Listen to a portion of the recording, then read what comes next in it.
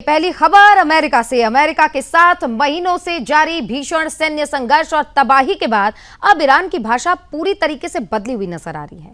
भारी नुकसान और कड़े अंतर्राष्ट्रीय दबाव के कारण बैकफुट पर आए ईरान के राष्ट्रपति मसूद पेजेश्कियान ने अब इस युद्ध को समाप्त करने की वकालत शुरू कर दी है। शुक्रवार को डॉक्टरों के साथ एक बैठक के दौरान उन्होंने कहा कि ईरान अब शांति और विराम की स्थिति चाहता है। विश्लेषकों का मानना है कि ईरान के सार्वजनिक बुनियादी ढांचे, बिजली संयंत्र और रणनीतिक ठिकानों पर हुए भारी हमलों के बाद से ईरानी नेतृत्व के पास अब युद्ध रोकने की गुहार लगाने के अलावा कोई रास्ता नहीं बचा है। हालांकि अपनी घरेलू जनता और कट्टरपंथियों के सामने साख बचाने के लिए राष्ट्रपति पेजेश्कियान ने यह दावा कर दिया कि ताकत और सम्मान की स्थिति अभी भी ईरान की बनी हुई है। युद्ध के मैदान में भारी क्षति झेलने के बाद भी ईरानी राष्ट्रपति अपनी सरकार को बचाने के लिए भ्रामक बयानबाजी का सहारा ले रही हैं। पेजेश्कियान ने यह भी दावा कर दिया कि पूरी दुनिया ईरान की जीत को स्वीकार रही है और अमेरिका की आलोचना कर रही है। उन्होंने अमेरिका पर सभी नियमों को तोड़ते हुए ईरान के स्कूलों, अस्पतालों, बुनियादी ढांचे को निशाना बनाने का आरोप लगा दिया। अब पूरा मामला यह है कि देखिए, राष्ट्रपति पेजेश्कियान की शक्तियां अब अनंतः ईरान के सर्वोच्च नेता मुस्तफा खामनेई के अधीन है। जून में अमेरिका के साथ हुए समझौता ज्ञापन को लेकर ईरान की संसद में कट्टरपंथी नेताओं ने अपनी ही सरकार को घेरते हुए आरोप लगाया कि पेजेश्कियान प्रशासन ने अमेरिका के सामने आत्मसमर्पण कर दिया है और अत्यधिक रियायतें भी दे दी हैं। अब इसके जवाब में राष्ट्रपति को सफाई देनी ही पड़ी थी। सफाई दी तो उन्होंने कहा कि समझौते में कोई भी प्रावधान आत्मसमर्पण यानी सरेंडर जैसा नहीं है। समझौते की समय सीमा खत्म होने के बाद ईरान के सैन्य नेतृत्व ने एक बार फिर से बयानबाजी शुरू कर दी।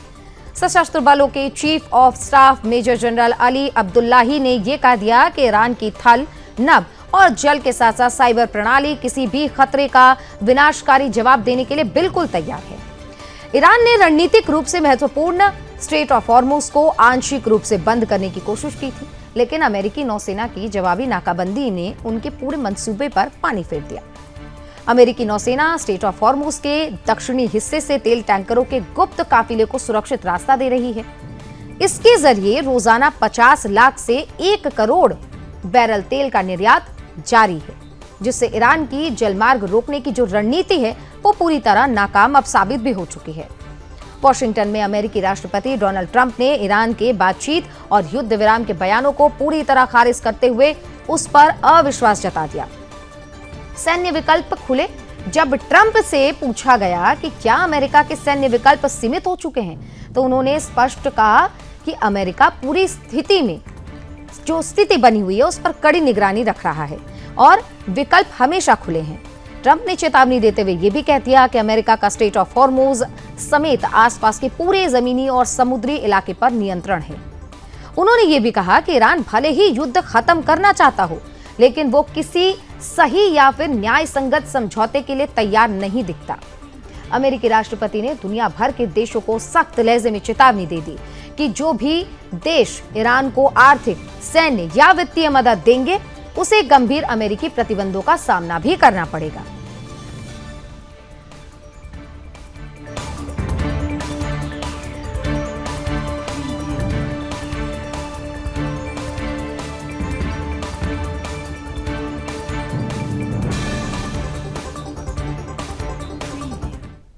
बढ़ते हैं आगे। पश्चिम एशिया में लगातार अपनी विस्तारवादी और आक्रामक नीति के जरिए अस्थिरता पैदा करने वाले ईरान पर अमेरिका ने आर्थिक प्रतिबंधों का नया चाबुक चलाया है। अमेरिका द्वारा ईरान पर व्यापक नए व्यापारिक और वित्तीय प्रतिबंध लागू करने का ऐलान किया गया। अब तक अमेरिकी चेतावनियों को हल्के में ले रहा तेहरान प्रशासन इस सख्त फैसले के बाद से पूरी तरह बौखलाया हुआ है। नए आर्थिक प्रतिबंधों के बाद ईरान का विदेश मंत्रालय बयानबाजी और विक्टिम कार्ड खेलने पर उतर आया है। ईरानी विदेश मंत्रालय ने इन जायज प्रतिबंधों को आर्थिक आतंकवाद और मानवता के खिलाफ अपराध बता दिया और तीखा हमला भी अमेरिका पर बोला।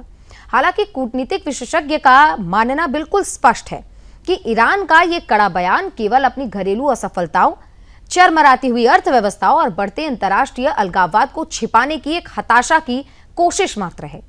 अब प्रतिबंधों की घोषणा के तुरंत बाद ईरान के विदेश मंत्रालय ने गुरुवार को एक बेहद ही आक्रामक बयान जारी कर दिया। तेहरान ने अमेरिका के इस कदम को 19 अगस्त 1993 के तख्ता पलट की बरसी से जोड़ते हुए 73 साल पुरानी दुश्मनी और नफरत का नतीजा करार दिया। ईरान ने यह दावा भी किया है कि प्रतिबंध उसके आम नागरिकों के मानवाधिकार को निशाना बनाते हैं। यही नहीं बल्कि तेहरान ने धौंस जमाते हुए कह दिया कि प्रतिबंध आदेश देने वाले अमेरिकी अधिकारियों पर घिनौने अपराध के तहत मुकदमा चलाया जाना चाहिए और उन्हें सजा भी मिलनी चाहिए। कूटनीतिक हलकों में ईरान की इस भाषा को खोखली धमकी के रूप में देखा जा रहा है। अब जानकारों का क्या कहना है वो भी आपके लिए समझना बहुत जरूरी है। जानकार साफ तौर पर यही कह रहे हैं कि ईरान लगातार क्षेत्रीय शांति को खतरे में डाल रहा है। जब उस पर नकेल कसने के लिए वैश्विक समुदाय कानूनी और आर्थिक कदम उठाता है तो वो मानवाधिकारों की आड़ लेने के लिए सामने खड़ा हो जाता है और मानवाधिकार की आड़ लेकर खुद को बेकसूर साबित करने का एक फुल प्रूफ ड्रामा करता है। अमेरिका द्वारा घोषित नए आर्थिक प्रतिबंधों की रूपरेखा काफी व्यापक और सख्त है। अमेरिकी वित्त मंत्री स्कॉट बेसेंट के अनुसार नए वित्तीय पैकेज के तहत ईरान के बैंकिंग सेंटर साथ साथ ऊर्जा व्यापार और प्रमुख सरकारी संपत्तियों को लक्षित किया जा रहा है। अमेरिका ने पूरी दुनिया को दो टूक संदेश दिया है कि जो भी देश या विदेशी संस्था ईरान के साथ किसी भी प्रकार का वित्तीय लेन देन, तेल व्यापार या रणनीतिक सहयोग रखेगी उसे अमेरिकी प्रतिबंधों और भारी आर्थिक परिणामों का सामना करना पड़ेगा। इस नीति का मुख्य उद्देश्य तेहरान के उस राजस्व स्रोत को पूरी तरीके से सुखाना है जिसका इस्तेमाल वो कथित तौर पर गैर कानूनी गतिविधियों और उग्रवादी गुटों को वित्तपोषित करने के लिए कर रहा है। पहले से ही भीषण महंगाई, बेरोजगारी और अंदरूनी राजनीति असंतोष झेल रही ईरान इस संकट को कैसे झेलेगा, इस झटके को कैसे झेलेगा, ये एक बड़ा सवाल है। युद्ध के मुहाने पर खड़े इस देश के पास आर्थिक रूप से बचने के विकल्प बेहद ही सीमित हो चुके हैं।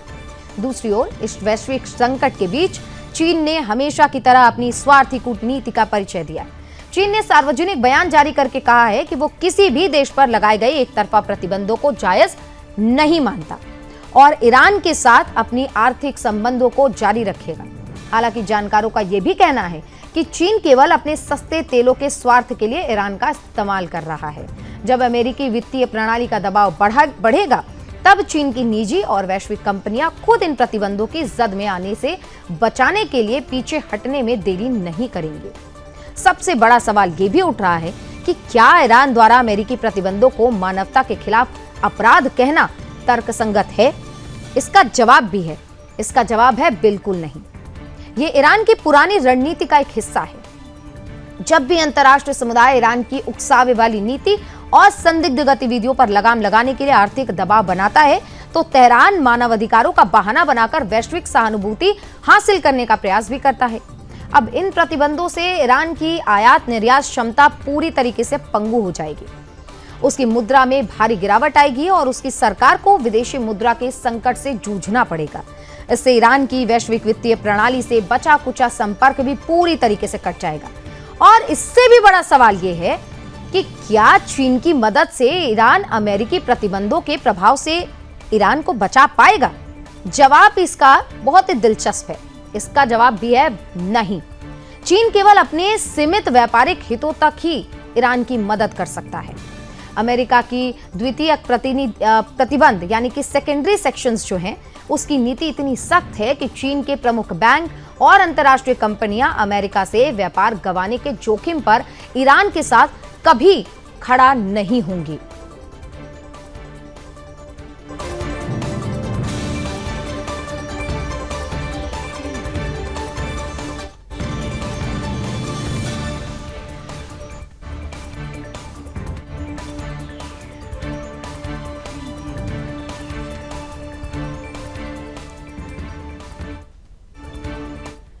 तो वहीं दुनिया इस समय एक साथ दो मोर्चों पर भीषण तबाही और तबाही की आग में झुलस रही है।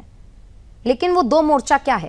पहला मोर्चा, एक तरफ जहां मिडिल ईस्ट यानी कि मध्य पूर्व में अमेरिका और ईरान के बीच छिड़ी जंग से पूरा इलाका बारूद की ढेर पर बैठा है, तो वहीं दूसरा मोर्चा है पूर्वी यूरोप में रूस और यूक्रेन का युद्ध, जो दिन ब दिन और आर्थिक रूप से भी कमजोर कर रहा है एक दूसरे देश को और साथ ही अधिक ज्यादा खौफनाक रूप लेता जा रहा है।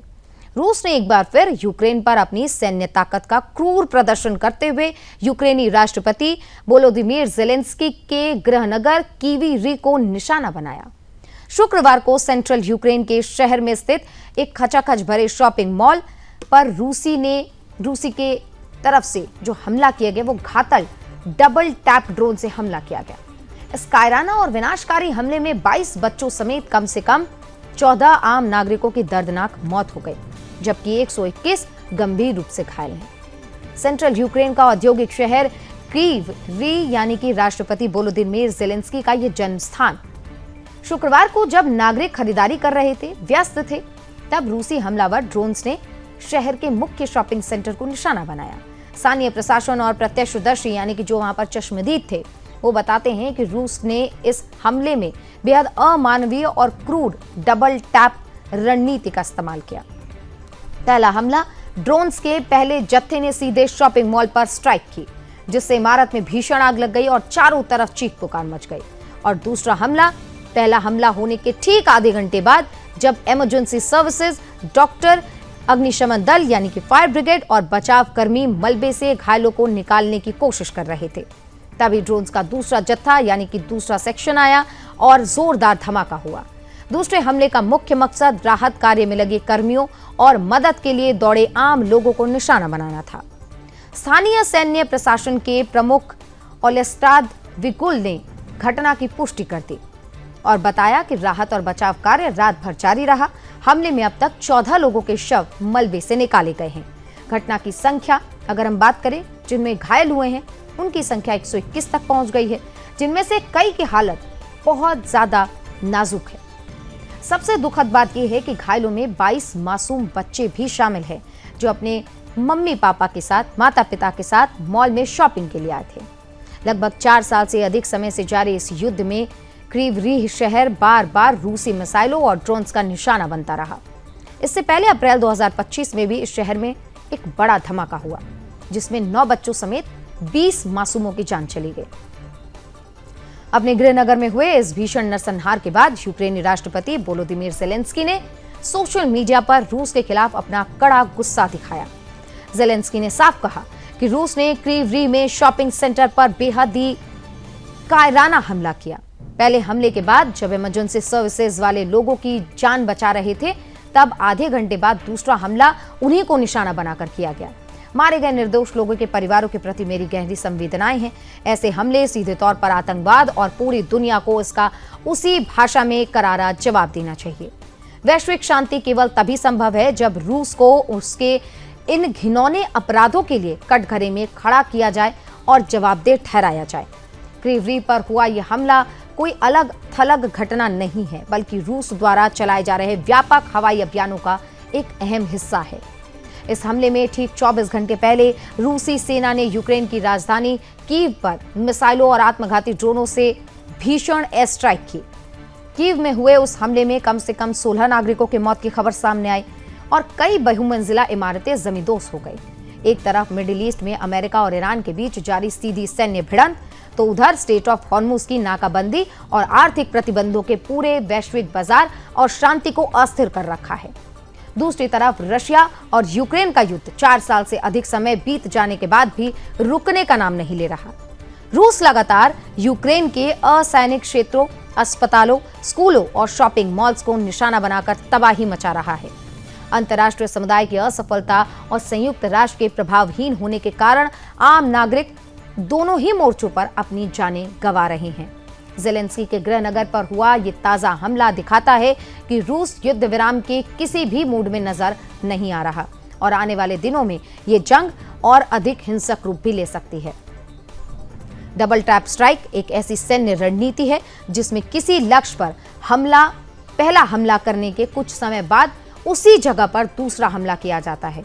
इसका मुख्य उद्देश्य जानमाल का अधिकतम नुकसान पहुंचाना और प्रथम प्रतिक्रियाओं के साथ हिम्मत को तोड़ देना है। इसे अंतर्राष्ट्रीय युद्ध नियमों के तहत एक गंभीर अपराध माना जाता है। क्रीव शहर यूक्रेन का एक बड़ा औद्योगिक और लौह अयस्क खनन केंद्र भी है, लेकिन इसके साथ ही ये राष्ट्रपति वोलोदिमीर ज़ेलेंस्की का गृहनगर भी है। इस पर हमला करके रूस न केवल यूक्रेन के औद्योगिक ढांचे को नुकसान पहुंचाना चाहता है, बल्कि मनोवैज्ञानिक स्तर पे यानी कि साइकोलॉजिकल स्तर पर भी ज़ेलेंस्की और यूक्रेनी जनता का मनोबल तोड़ने का प्रयास भी करता रहा है। दोनों मोर्चों पर जारी जंग से वैश्विक आपूर्ति श्रृंखला पूरी तरीके से प्रभावित हुई है। मध्य पूर्व के संकट से कच्चे तेल की कीमतें और समुद्री व्यापार अब जोखिम में है। वहीं यूक्रेन युद्ध के कारण अनाज, उर्वरक और ऊर्जा संकट बना हुआ है, जिससे पूरी दुनिया में महंगाई और अनिश्चितता बढ़ गई है।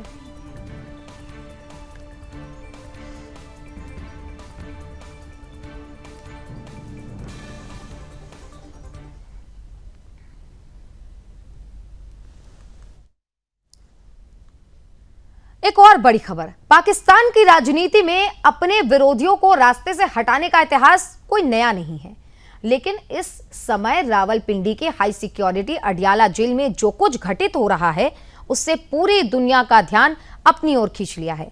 पाकिस्तान के पूर्व प्रधानमंत्री और पीटीआई प्रमुख 73 वर्षीय इमरान खान को लेकर जिस तरीके का ढोंग और रहस्यमय रवैया शहबाज शरीफ सरकार और सेना प्रमुख जनरल असीम मुनीर अपना रहे हैं, वो किसी बड़े कूटनीतिक और राजनीतिक षड्यंत्र की ओर इशारा कर रहा है। पहले अचानक जेल के भीतर इमरान खान की मौत की अफवाहें उड़ाई जाती है, फिर सरकार द्वारा उस दावे को खारिज किया जाता है। इसके बाद से जब मेडिकल इमरजेंसी के बीच कोर्ट के कड़े हस्तक्षेप पर उन्हें अस्पताल पहुंचाया जाता है, तो महज कुछ ही घंटे के आनन फानन के बाद से बिना पूर्ण इलाज के वापस उसी कालकोठरी यानी कि अंधेरे वाले कमरे में इमरान खान को ढकेल दिया जाता है।